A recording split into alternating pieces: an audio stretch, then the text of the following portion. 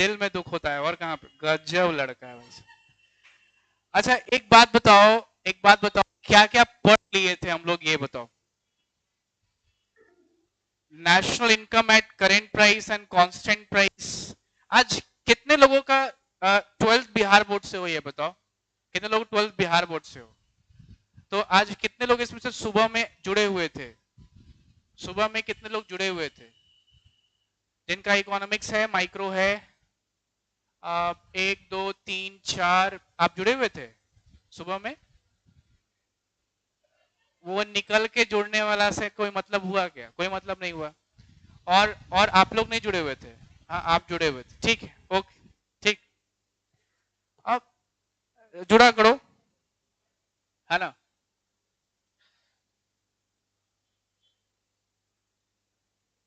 क्या पढ़ा रहे थे बताना मुझे। National income eight current price and constant price पढ़ा रहे थे ना? हो गया था ना? हो गया था, ठीक, ओके, ठीक।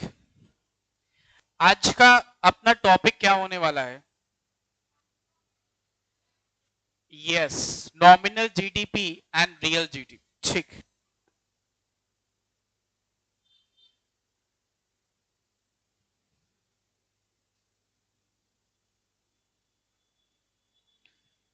Nominal GDP and real GDP, nominal and real GDP. देखिए एक बात समझेंगे, पिछले क्लास में हमने ये देखा था कि national income eight current price क्या होता है और national income at constant price क्या होता है। मैं किसी से भी पूछूंगा और वो मुझे तुरंत बता देगा कि national income at constant price क्या होता है। कौन बता देगा? हाथ खड़ा करोगे, कौन बता देगा? ठीक है, आप खड़े हुई, यस बताइए।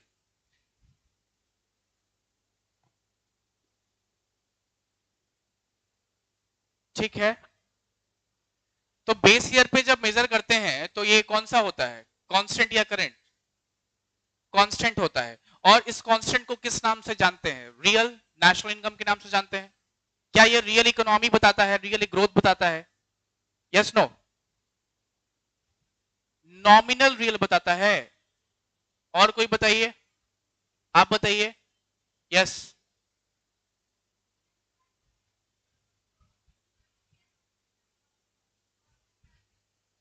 बेस ईयर का देखते हैं। बेस ईयर क्या होता है आप बताइए, what is base year?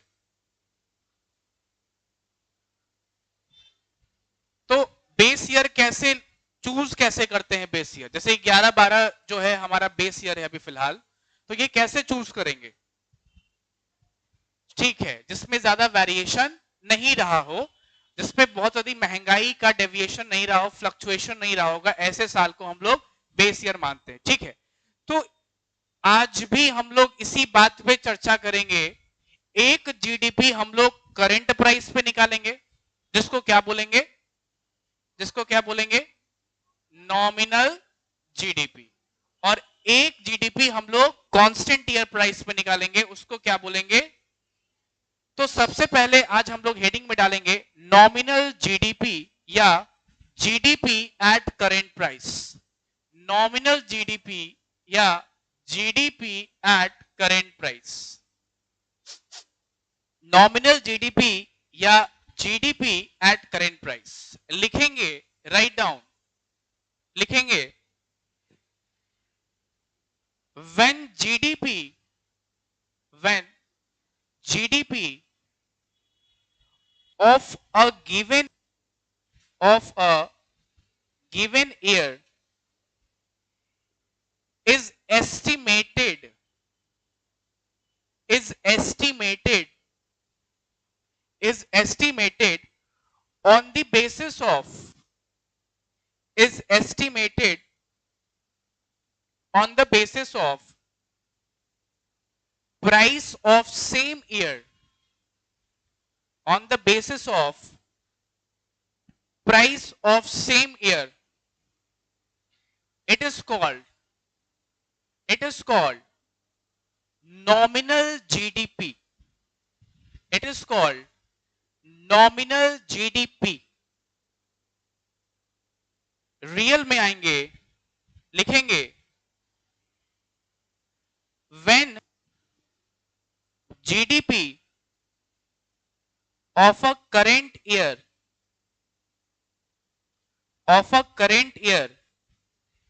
is estimated on the price of base year,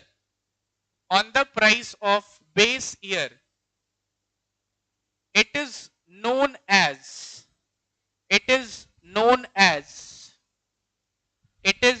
known as real GDP. It is known as real GDP. It is known as real GDP. Now the question is, which GDP estimation is better?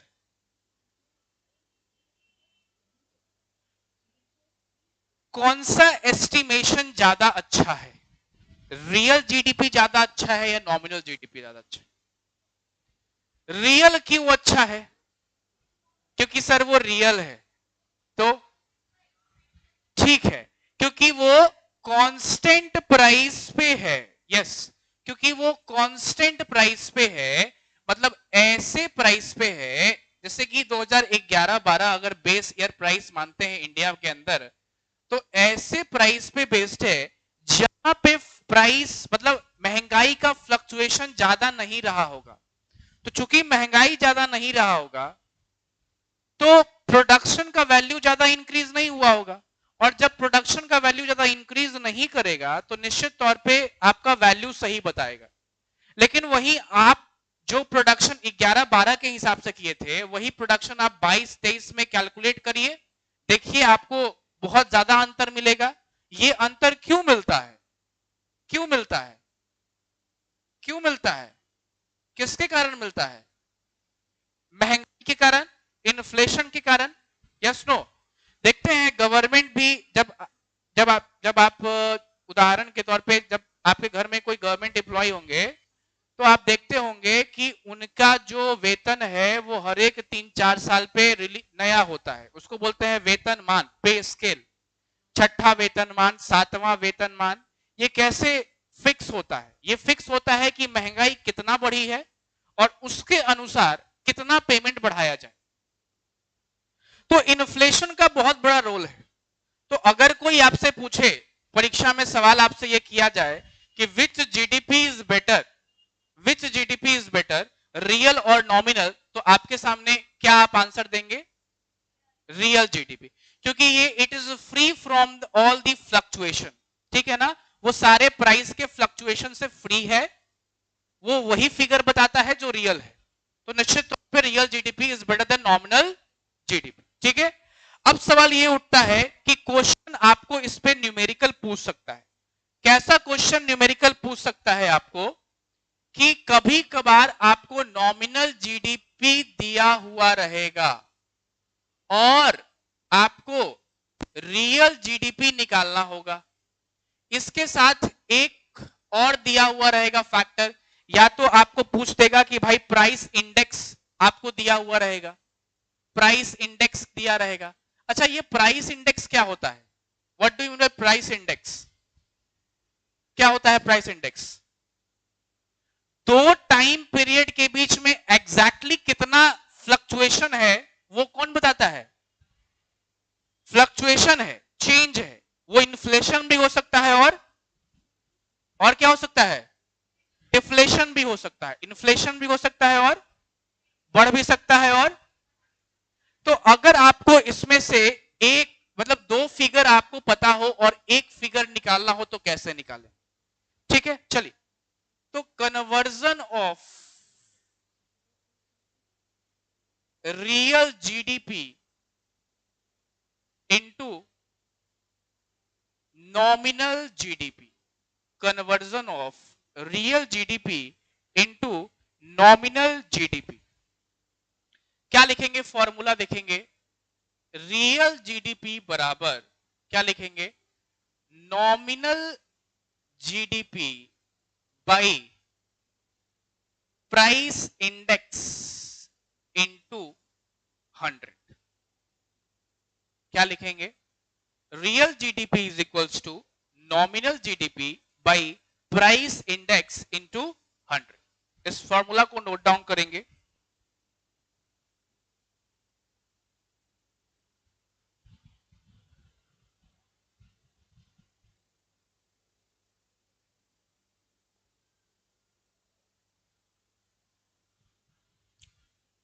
अच्छा, यहां से एक formula और निकल सकता है। अगर हमें नॉमिनल जीडीपी निकालना हो तो क्या लिख सकते हैं? यहां पे क्या लिख सकते हैं बताना? Real GDP into price index by 100 by 100। ठीक है, तो अपना यहां पे दो फॉर्मूला आ गया, एक रियल का भी आ गया और एक नॉमिनल का भी आ गया। दोनों को नोट डाउन कर लेंगे, दोनों को नोट डाउन कर लेंगे।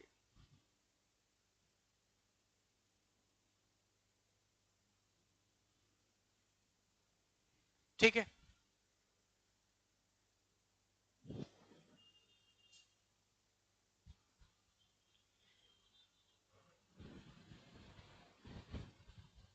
लिखिए, एक क्वेश्चन लिखिए तो,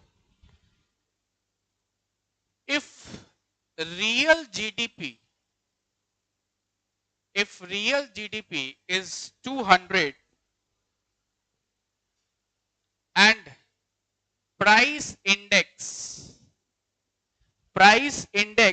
is 110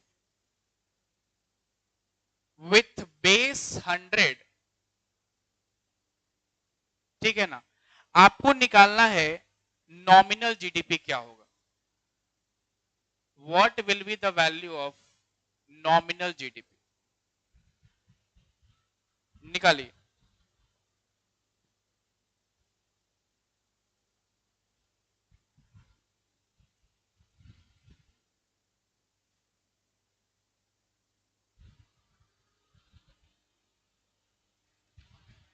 कितना आया? सबका 220 आया क्या?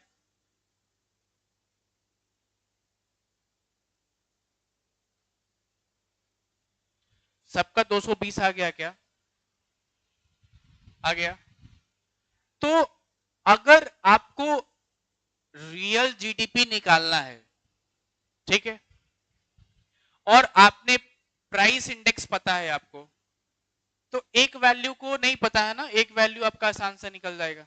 अगर आपको नॉमिनल निकालना है तो real into price index divided by 100, आप आसानी से करेंगे और आपका निकल जाएगा। तो ये तो सवाल जब था जब आपको प्राइस इंडेक्स पता था, प्राइस इंडेक्स, और दोनों में से कोई एक वैल्यू दिया हुआ था, तो आप एक वैल्यू निकाल लेते। लेकिन अब क्वेश्चन ये उठता है कि अब दोनों वैल्यू दिया हुआ है और प्राइस इंडेक्स तब कैसे निकालेंगे? उसके लिए भी तो एक फॉर्मूला यहीं से निकल जाएगा। चलिए उसके लिए अब लिखते हैं, इसको मैं मिटा दूं, आगे बढ़ो। चलो हेडिंग डालेंगे, प्राइस इंडेक्स और जीडीपी डिफ्लेटर। इसको या तो प्राइस इंडेक्स बोलेंगे, नहीं तो क्या बोलेंगे? GDP deflator. Write down, it measures the average level of prices of all goods and services that make up GDP, ठीक। कहता है it measures the average level of price of all goods and services that make up GDP. मतलब दो time period के बीच में क्या fluctuation हो रहा है, प्राइस लेवल में कितना चेंज हो रहा है, ये आपको प्राइस इंडेक्स या जीडीपी डिफ्लेटर बताता है। तो अगर आपको प्राइस चेंज निकालना है तो आपको क्या करना पड़ेगा, क्या करना पड़ेगा, करंट और कांस्टेंट को कंपेयर करना पड़ेगा, तभी तो निकलेगा ना, यस नो। अरे भाई एट एट करंट ईयर के हिसाब से आपका 1,50,000 वैल्यू आया है और कांस्टेंट ईयर के हिसाब से आपका वैल्यू 1,00,000 आया है, तो कितना से डिफ्लेट कर रहा है, इसको जानने के लिए इन दोनों को तो डिवाइड करा के देखना पड़ेगा ना कि कितना से डेविएट कर रहा है। तो हम यहां पे फॉर्मूला लिखेंगे कि जीडीपी डिफ्लेटर और प्राइस इंडेक्स बराबर क्या लिखेंगे, बताना क्या लिखेंगे, nominal GDP by real GDP into 100, nominal GDP by real GDP into 100। ठीक है, आया बात समझ में?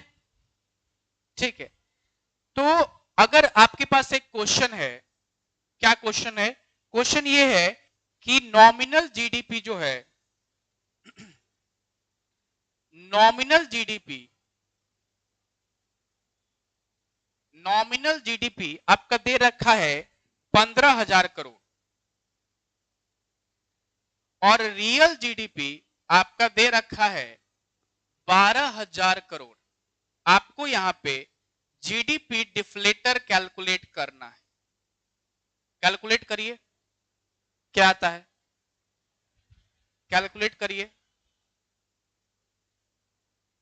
कितना आता है, 125, 125, ठीक।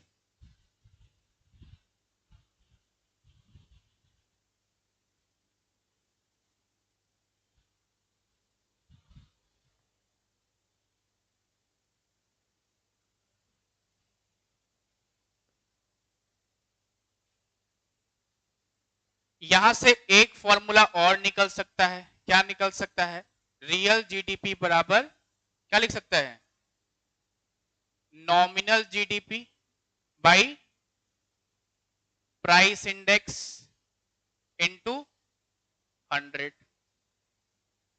Nominal GDP by price index into 100, यहां से एक फॉर्मूला और निकल सकता है। ठीक है, तो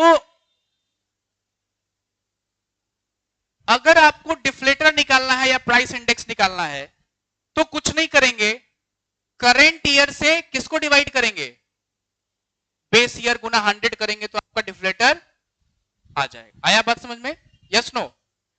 इससे पहले वाला में अगर देखें तो इससे पहले वाला में हमारे पास रियल या नॉमिनल निकालना होता था, तो अगर हमें रियल निकालना है तो क्या फॉर्मूला है, नॉमिनल बाई प्राइस इंडेक्स, और वहीं अगर नॉमिनल निकालना है तो क्या हो जाएगा, real into price index by 100। आया बात समझ में, यस नो। ठीक है, एक क्वेश्चन एक दो बनाएंगे आप लोग।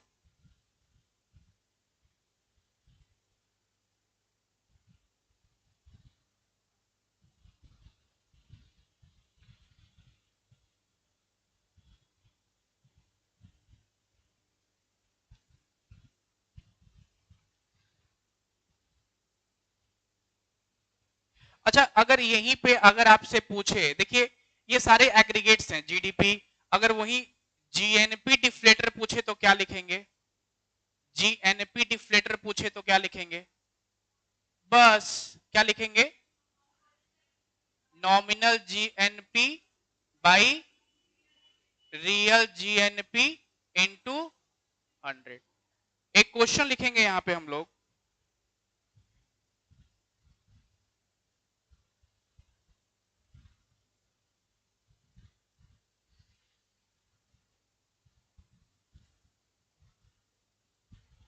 कहां था,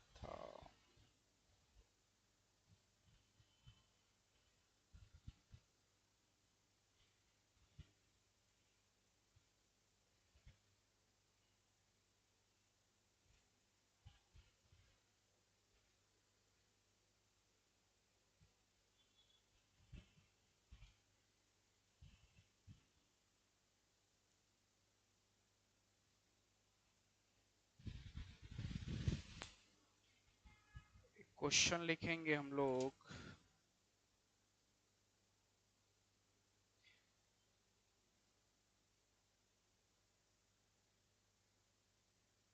डिफ्लेटर का एक क्वेश्चन देखना है, कहां पे है। अच्छा,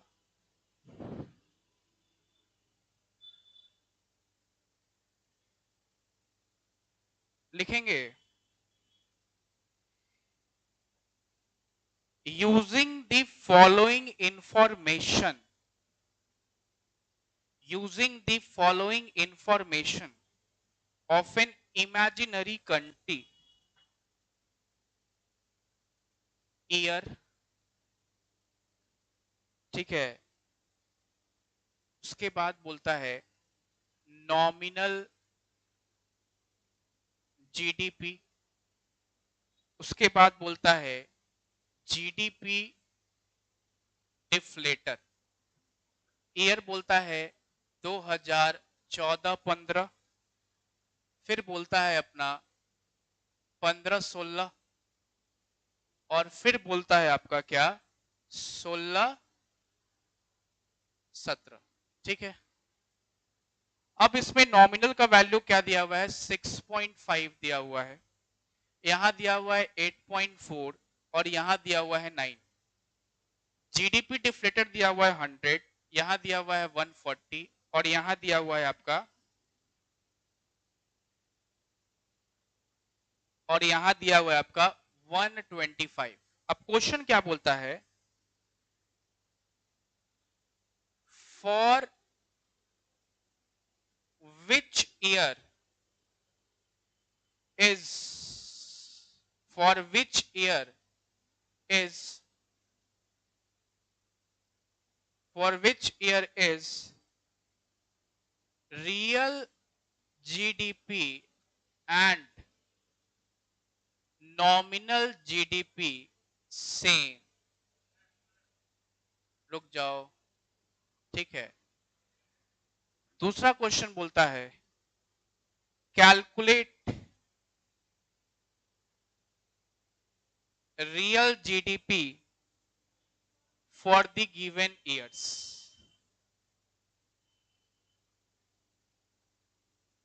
फॉर द गिवन ईयर्स। चलिए पहला क्वेश्चन हम देखते हैं। यहां पे कहता है for which year is real GDP and nominal GDP same, ठीक है। ऐसा कौन सा ईयर है जहां पे आपका रियल जीडीपी और नॉमिनल जीडीपी सेम है, क्यों? हाँ,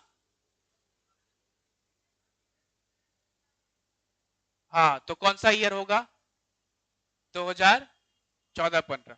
अब रियल जीडीपी निकालिए, रियल जीडीपी निकालिए।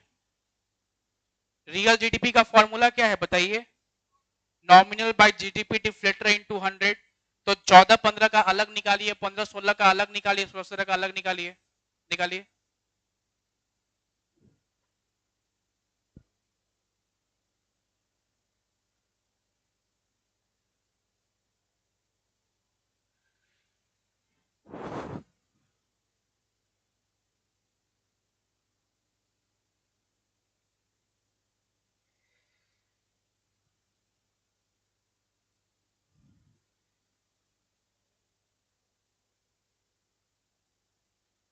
हो गया? क्या आंसर आया? एक का 6.5, 14-15 का 6.5 आया, 15-16 का 6 और 16-17 का। सब लोगों से बना या नहीं बना? फॉर्मूला पे पुट कर देना है बस।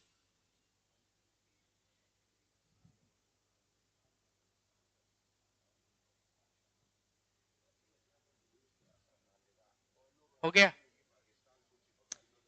सवाल बहुत हार्ड नहीं है।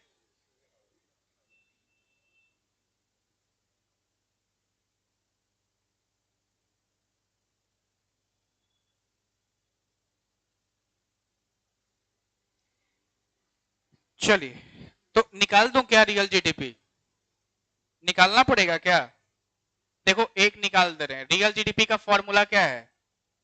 नॉमिनल जीडीपी क्या है भाई, जीडीपी डिफ्लेटर या प्राइस इंडेक्स गुना क्या है 100। तो देख लो भाई नॉमिनल का क्या वैल्यू दे रखा है 6.5, डिफ्लेटर कितना है, कितना है, कितना आ जाएगा, बस फॉर्मूला पुट करके तो निकालना है, कुछ करना ज्यादा नहीं है, ठीक है ना। ठीक है, नेक्स्ट क्वेश्चन की तरफ चलते हैं हम लोग। नेक्स्ट क्वेश्चन हमारा, हाँ ये मैं दे रहा था कुछ, ठीक, लिखेंगे, लिखेंगे the value of the value of the nominal GNP,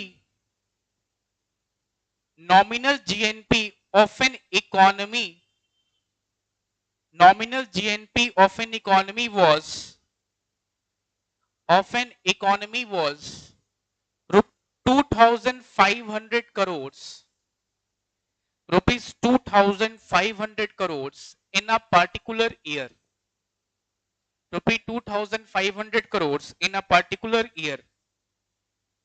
The value of GNP of that country, the value of GNP of that country during the same year, during the same year, comma, evaluated, evaluated at the prices of, evaluated at the prices of base year, base year was 3000 crore, was 3000 crore. Calculate the, calculate the value of GNP deflator of the year, of the year in percentage terms, in percentage terms, in percentage terms, नहीं, क्या आया, क्या आया, तो दूसरा question ठीक है 83% आएगा, ठीक है 83% ही आएगा।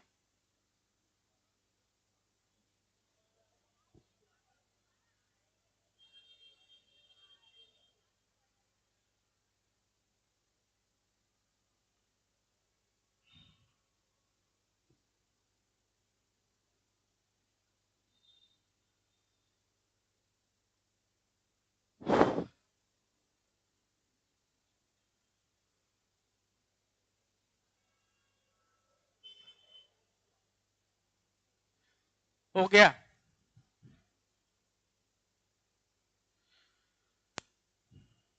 अरे इन्वर्टर, ठीक है, कोई दिक्कत यहां तक, आगे बढ़ते हैं, लास्ट टॉपिक है इस चैप्टर का, लास्ट टॉपिक है जीडीपी एंड वेलफेयर। क्या है, जीडीपी एंड वेलफेयर। तो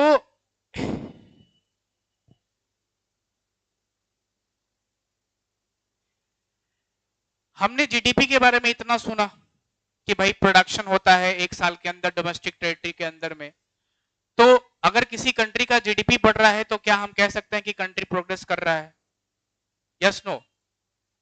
लेकिन जीडीपी का कुछ लिमिटेशंस भी है, जीडीपी का कुछ लिमिटेशंस भी है, ओवरऑल मेजर हम जीडीपी को नहीं बता सकते हैं। अब क्यों नहीं बता सकते हैं, इसको जरा ध्यान से देखना है, क्यों नहीं बता सकते हैं, पॉइंट वाइज देखते हैं। पहले बोलता है, पहला पॉइंट, डिस्ट्रीब्यूशन ऑफ जीडीपी, क्या बोलता है, डिस्ट्रीब्यूशन ऑफ जीडीपी, ठीक है। दूसरा बोलता है changes in prices, changes in prices, ठीक है। तीसरा बोलता है non monetary exchanges, non monetary exchanges. चौथा बोलता है एक्सटर्नैलिटीज, एक्सटर्नैलिटीज। और लास्ट है हमारा rate of population growth, rate of population growth. Composition, ठीक है, लिख सकते हैं, एक ही बात हो जाता है, लिख देता हूं यहां पे कॉम्पोजिशन ऑफ जीडीपी। देखिए एक बात समझेंगे यहां पे कि क्यों जीडीपी को एक बेस्ट इंडिकेटर नहीं माना जाता है या क्या क्या उसका ड्रॉबैक है, इसको समझना है। देखिए हमारे कंट्री में जीडीपी इवनली डिस्ट्रीब्यूटेड नहीं है। कैसे डिस्ट्रीब्यूटेड नहीं है? इवनली, इवनली मतलब सबको बराबर है डिस्ट्रीब्यूटेड। हमारे कंट्री में क्या है? हमारे कंट्री में इनइक्वालिटी है। क्या है? इसका मतलब क्या है? रिच और पुअर के बीच में क्या है? गैप है। रिच और पुअर के बीच में क्या है? गैप है। तो चूंकि जीडीपी डिस्ट्रीब्यूटेड इक्वली नहीं है, तो आपका ओवरऑल जीडीपी ये कैसे बता सकता है कि जो प्रोडक्शन का हिस्सा ही नहीं था उसने भी पैसा अर्न किया है? तो अगर ये नहीं बता सकता तो जीडीपी को आप बेहतर मेजर टोटली नहीं बोल सकते। दूसरा बोलता है कि आपका प्राइस लेवल चेंजेस होता रहता है। तो नॉमिनल जीडीपी के आधार पे आप ये बता रहे हैं कि आपके कंट्री का डेवलपमेंट हुआ है, तो आप सही नहीं है, क्योंकि उसमें महंगाई का भी एडेड फैक्टर है। तो इस वजह से भी जीडीपी जो है वो सही इंडिकेटर टोटली नहीं है।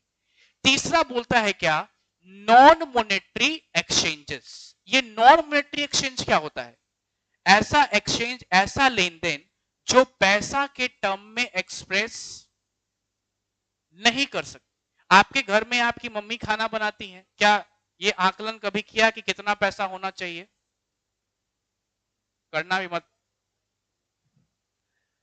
आगे, आपके पापा ने कभी आपको हेल्प कर दिया, तो भाई साहब वो कर रहे हैं लेकिन वो कहीं भी एडेड नहीं है।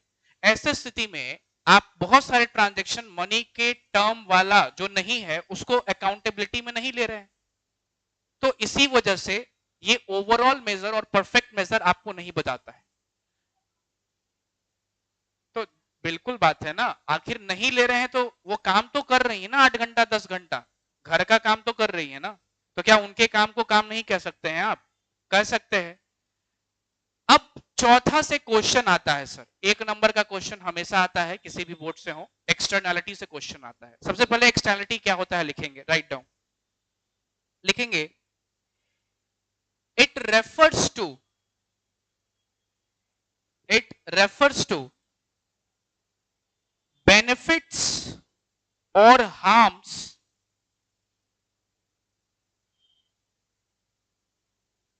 benefits or harms of an activity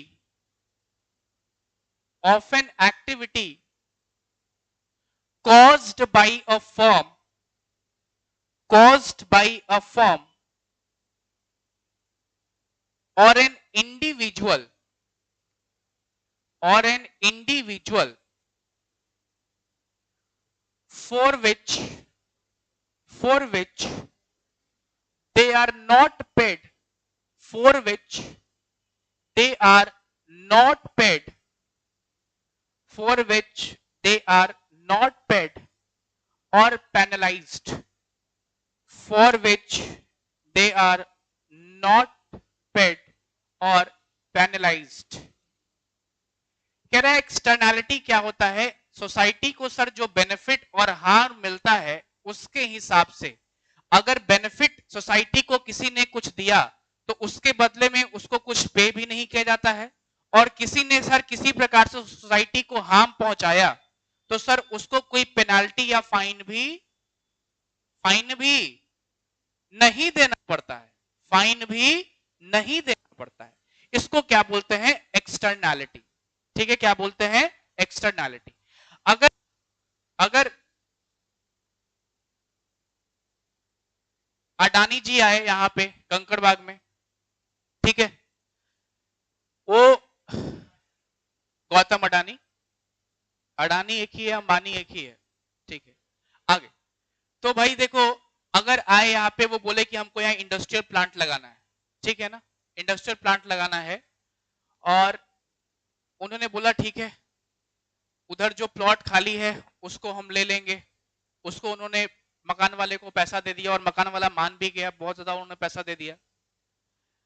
लेकिन जब यहाँ पे प्लांट बनेगा तो क्या इससे पॉल्यूशन नहीं होगा? क्या होगा या नहीं होगा?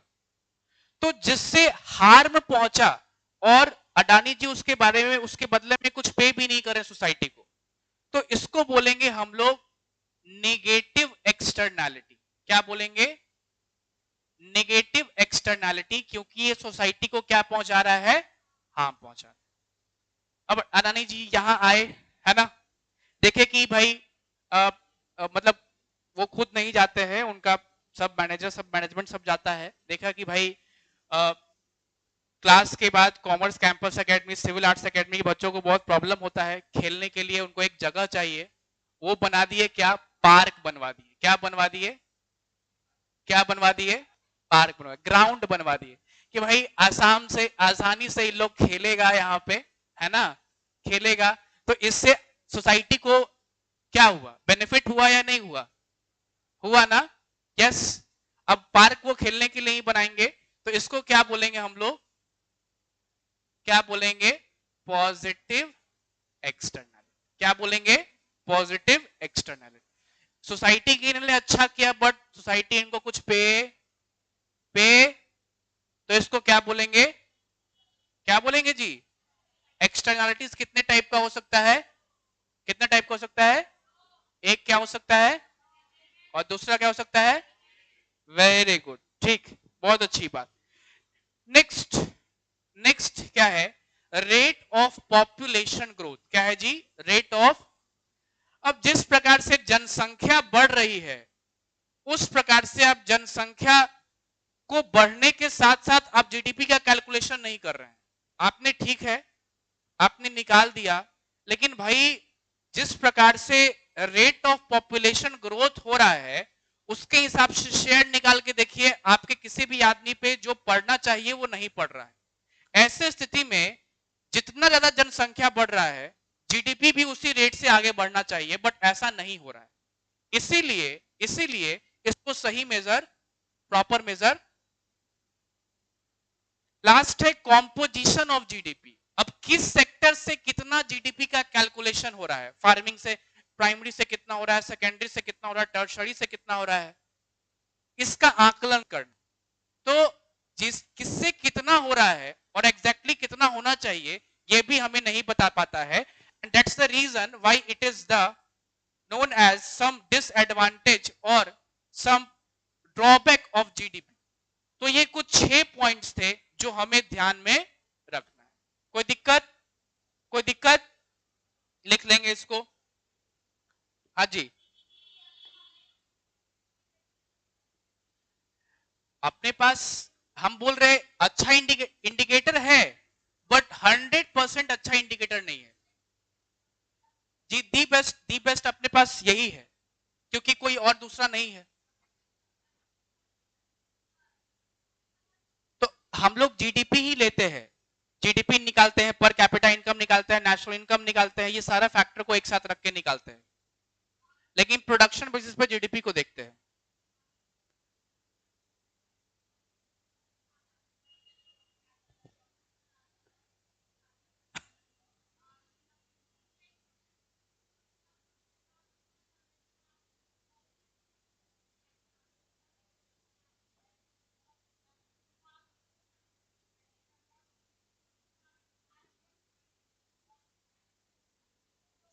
योर क्वेश्चन, क्वेश्चन बोलो, क्वेश्चन, हाँ बोलो। आप केस तुम इतना लंबा बताती हो, क्वेश्चन बोलो। हाँ बोलो, फिर से बोलो। एक मॉन्यूमेंट बना रहे हैं, वहां पे घर बना रहे हैं।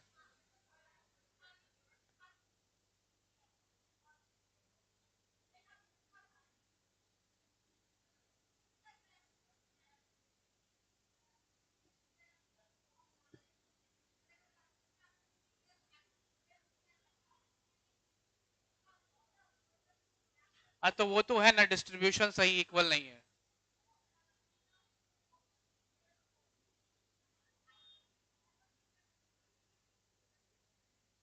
नहीं तो सारे कंट्री का फिगर्स तो आता है ना, वर्ल्ड इकोनॉमिक फोरम के पास तो सारा कंट्री का फिगर होता है, बता सकता है। अब देखिए एक बात बताइए, अब जैसे कि आप कॉमर्स पढ़ते हैं तो उसमें अकाउंटिंग करते हैं, तो बस मॉनेटरी फॉर्म को करते हैं, प्रॉफिट लॉस वही ट्रांजेक्शन को लेते हैं जो पैसा के टर्म में एक्सप्रेस होता है, जो पैसा के टर्म में नहीं होता है वो तो नहीं लेते हैं। लेकिन अगर कोई बिजनेस का ऑनर है, बिजनेस चला रहा है, तो आप, वो 8 घंटे काम कर रहा है आपके अनुसार, फर्म के अनुसार, लेकिन वो हो सकता है 8 घंटा के पार भी काम कर रहा हो, वो तो हम कंसिडर नहीं कर रहे हैं। अगर हम वो कंसिडर नहीं कर रहे हैं तो मतलब नॉन मॉनेटरी एक्सचेंजेस को कंसिडर नहीं कर रहे हैं। तो हर एक चीज का कुछ ना कुछ डिसएडवांटेजेस है, ठीक है। बट ओवरऑल जो पिक्चर हमारे पास है हम उसी को देखते हैं, ठीक है। अब धीरे से जैसे जैसे हम आगे बढ़ेंगे उसके तरफ, हमारे पास कुछ नया आएगा, कुछ नया इन्वेंशन आएगा, तो हम उस पर काम करेंगे। चलिए यहां तक किसी को कोई दिक्कत नहीं है। तो अपना भाई देखो चैप्टर कंप्लीट होता है, ठीक है ना, चैप्टर क्या होता है, कंप्लीट होता है। और चैप्टर को कंप्लीट होने के बाद हम लोग क्या करते हैं, हम लोग क्या करते हैं, हाँ टेस्ट तो लेते हैं। उससे पहले हम ये भी देखते हैं कि आप लोगों ने कितना बनाया है, डायरेक्ट टेस्ट नहीं, हम लोग ये भी देखते हैं कि आपने कितना बनाया है। तो कब आप लोग कॉपी दिखा रहे हैं हमको, अभी देख लीजिए। कम से कम कितना नेशनल इनकम का क्वेश्चन बनाए, 50-60 बनाए, 40 बनाए, पीछे कितना बनाए, क्वेश्चंस बनाइए घर पे। चैप्टर कंप्लीट हो गया अपना, और चाहे बिहार बोर्ड से हो, सीबीएसई से हो, इससे अच्छा खासा क्वेश्चन आएगा भाई, ध्यान रखो, इससे अच्छा खासा क्वेश्चन आएगा। और जो नहीं प्रिपरेशन कर रहे हो इसका, जिसको नहीं पता है, प्लीज उसको बनाओ, पूछो, प्रॉब्लम को सॉल्व करो, ठीक है, ये सारी चीजें करते रहो, ठीक है। और जिनका माइक्रो है वो क्लास में ऐड हो जाएंगे सुबह में, ठीक है ना। हम लोग तो डेली होगा, हाँ। अरे भाई ऑफलाइन ऑनलाइन से क्या मतलब है, तुम आओ, है ना, हाँ आ सकते हो, कोई दिक्कत नहीं है, कभी भी आ सकते हो, प्रॉब्लम है उसको लेकर के आ सकते हो, कोई दिक्कत नहीं है। चलिए कितना टाइम हुआ, time, what time is it, अभी तो 3 मिनट अपने पास है, ठीक है, 3 मिनट अपने पास है। हाँ नहीं हो पाता है, कोई दिक्कत नहीं है, आप जुड़े रहिए ना, जुड़े रहिएगा, पूरा 1 घंटा क्लास करिएगा, और नहीं समझ में आएगा ना तो फिर वही चीज आप हमसे सामने आके पूछिएगा, मैं फिर बताऊंगा। I am always the ready 24/7, ठीक है।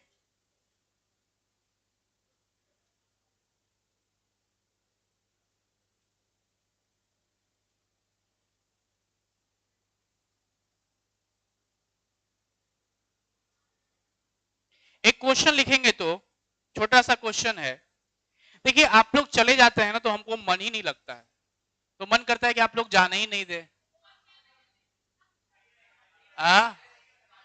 खाना पीना का व्यवस्था कर दे तो आप लोग यहीं रह जाइएगा, ठीक, लिख लेंगे, एक क्वेश्चन लिख लेंगे, उसके बाद देखते हैं हम लोग।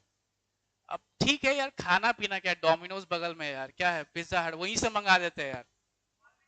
हाँ ठीक है, क्वेश्चन बनाओ ना, उसके बाद देखते हैं, लिखो तो, लिखेंगे। अरे अरे टॉफी कोई पूछता है यार, लिखेंगे। Suppose, suppose a ban is imposed on, suppose a ban is imposed on, suppose a ban is imposed on consumption of tobacco, suppose a ban is imposed on consumption of tobacco, explain its effect on GDP, पहला question, explain its effect on GDP, और दूसरा question, effect on welfare, effect on welfare,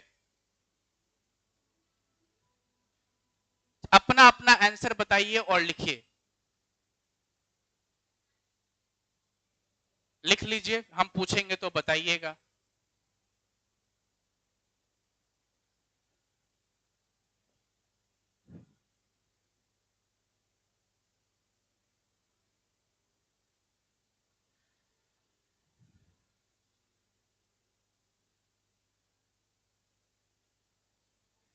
भाई साहब पढ़ने में तो मजा ही आ जाता है, नहीं? Yes no? अरे बोलो ना यस नो। नो? कितना गधा आदमी। पहले बोलो आता है, उसके बाद फिर हम अपना नाम लेंगे ना। पहले बोलो आता, आता है या नहीं आता है? बोलो। ए गधा सब। अरे आता, आता है या नहीं आता है? आता है। और मैक्रो पढ़ने में तो और भी ज्यादा आता है। Yes no? लगता है मूवी देखते हैं हम लोग, नहीं? Yes no? छोड़ने का मन ही नहीं करता है। हाँ, फ्लॉप है। चलो, क्या क्या लिखे आप लोग? क्या लिखे? नहीं लिखे? लिखिए।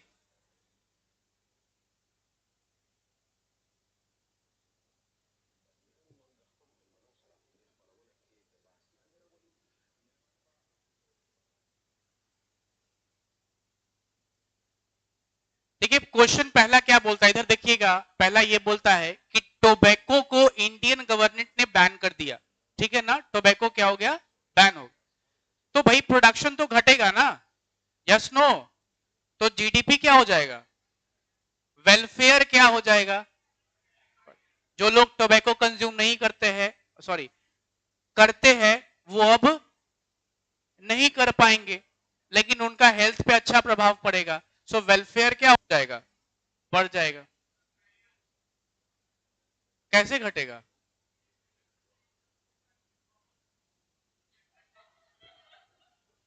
हाँ, बेकार का आंसर जो देते हो ना, वो मतलब उसका कोई लॉजिक ही नहीं है, मतलब अब। हाँ ठीक है। हाँ, ठीक। और किसी के पास कोई ऐसा लॉजिकल आंसर है? ठीक है। तो देखिए क्लासेस को कंटिन्यू करेंगे, ठीक है ना? चलिए आज के लिए इतना ही छोड़ते हैं, फिर हम लोग आपसे मिलेंगे। ठीक है, मिलते रहेंगे।